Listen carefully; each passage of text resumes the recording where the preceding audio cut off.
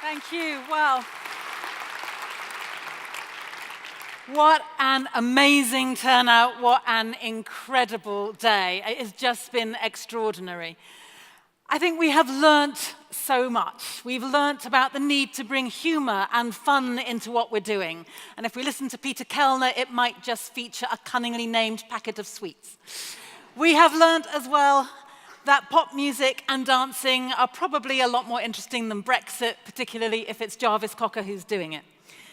We've learnt from James O'Brien, seriously, how important it is to challenge the crap, the myths and the lies when they come from the politicians, and never to let those lie.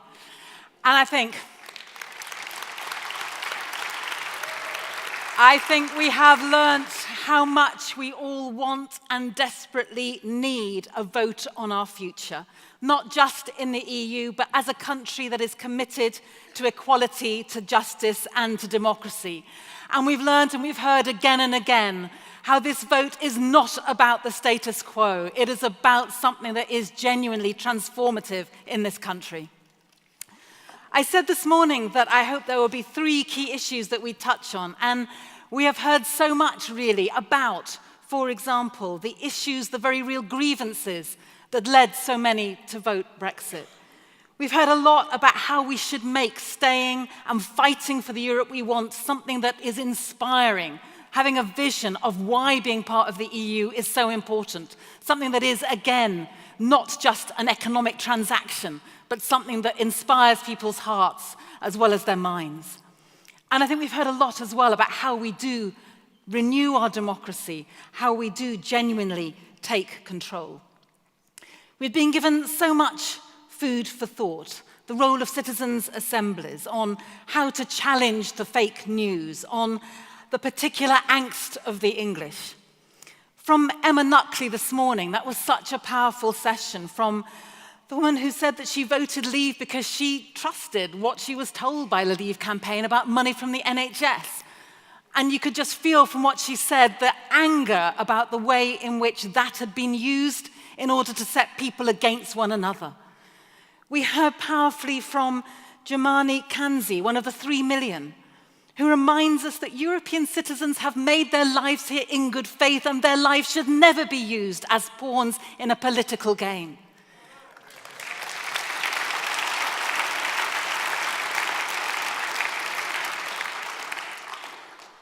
Now, I challenged us all this morning to make today about changing the conversation around Brexit. And I just want to thank everybody for doing that, because by doing that, we can set the tone now for a People's Vote campaign that will move us all forward, humbly, positively, and with hope. And it has been so inspiring, and I've been particularly inspired by the role that young people have played today. Thank you so much for their leadership, their passion, their optimism.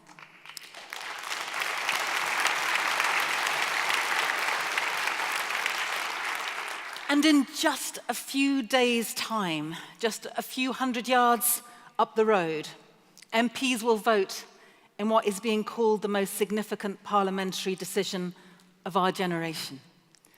The media will be gripped by every twist and turn of that process. Eyes will be glued on Westminster. But I just want to remind us that Brexit goes much, much wider than just what happens up the road, massively important though that will be in a few days' time.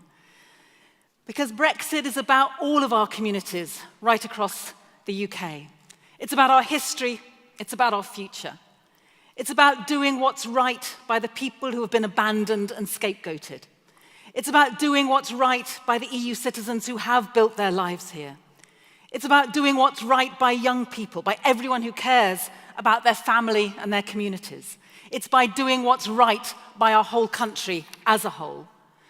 So thank you so much to everyone, every one of you who has been here today. Thank you for being part of this new conversation that we need to have. And one final closing thought from me. We know that we have the battle of our lives ahead of us. And I want to share with you the words of the poet and the civil rights campaigner, June Jordan. She rightly reminds us, we are the ones that we've been waiting for. Friends, no one is going to do what's needed No one else is going to do it. We have to do it. We have to be the ones who make the difference. We have to be the ones who are the change that we want to see. So I want you to take from today the memory, for example, of Lara Spirit as she steered us so positively and with such energy through this morning's session. I want you to take with you the memory of Femi, who spoke so eloquently about the importance of tackling regional inequality, which has been such a driver of the Brexit vote. I want you to take with you the memory of how uplifting and hopeful today has been. And then I want you to translate those memories into yet more actions that you take in your communities, in your workplaces, in your campaigns, however big or small. As June Jordan says, we are the ones we've been waiting for. It's only by thinking and acting anew that a new vote, when we get it, will deliver the change, the far-reaching change that we so urgently need to see. It's only by us leading the way, being the change that we want to see, that we will win. And so, friends, another vote is absolutely possible. Another vote is absolutely essential. And if we do all of the things we've been talking about today, then I am absolutely confident that working together, we will succeed. Thank you.